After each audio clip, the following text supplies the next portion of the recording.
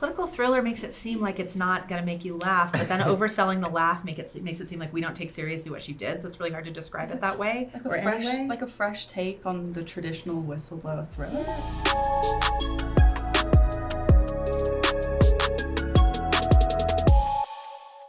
I mean, it really started with that article that Carrie wrote. It just contained so much quirky humor. I mean, it was about her Pikachu bedspread. It was about her love for CrossFit and animals and guns, and just like she was such a unique person. The article in New York Magazine was really trying to capture this person that reality is, and she's a hilarious and in some ways very normal person who did this extraordinary thing in one moment that changed her life.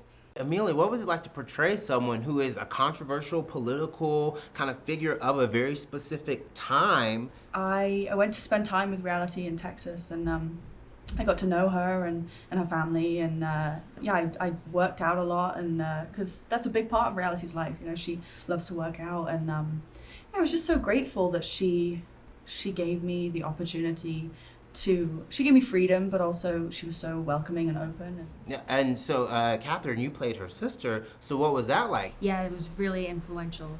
Brittany's so smart, and she was kind of a real victim of her sister's actions. She had a lot going on in her life at the time, and she was a young girl too. And I think that's what drew me to the part was Emilia playing this amazing role. She's so amazing in this movie. So Zach, you play reality's dad, who is a figure that, people probably are going to have mixed feelings about. So what was it like portraying this real life character that kind of is connected to this central character, but a lot of people might not know about Ron?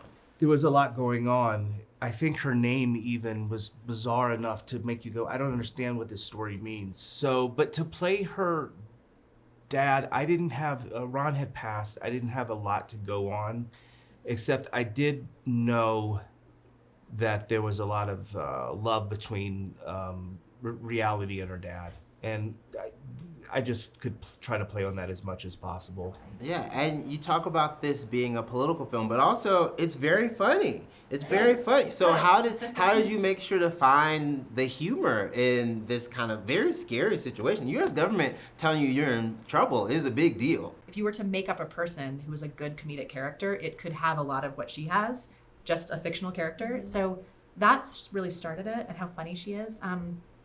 And then just trying to be true to that, and like casting people who are funny and letting the situations be funny when they're funny, and then that sort of creates a situation where the dramatic stuff hits really hard because you've just enjoyed watching them be a family, or watching the romance, or watching her just like be a bull in China shop wherever she goes. You're like, oh, I love watching her. Like sort of the way you'd watch like a movie like Juno, where you're like, she's so crazy and quirky and funny, and then you're like, oh God, she's actually her uniqueness like is going to lead her down a really treacherous path.